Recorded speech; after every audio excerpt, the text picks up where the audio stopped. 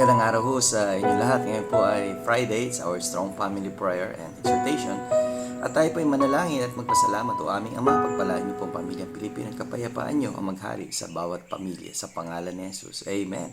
Nais nating basahin ang Ephesians chapter 2 and verse 30. Having the same conflict which you saw in me and now here to be in me. Well, ito po yung mga challenges na kung saan ay yung buhay ni Apostle Paul ay dumaraan din sa maraming pagsubok katulad ng pamilyang Pilipino at katulad ng bawat individual na lahat ay dumadaan sa pagsubok. But dito ho tayo dapat maging umangat sa kabila ng pagsubok, nanatili tayong tapat sa Panginoon, nanatili tayong tapat sa gawain ng Panginoon at nagpapahayag ng mabuting balita para sa ikabubuti ng bawat pamilyang Pilipino na sila makakilala kay Kristo na maging kanilang Panginoon at tagapagligtas. See you again tomorrow sa ating Strong Family Prayer and Exhortation.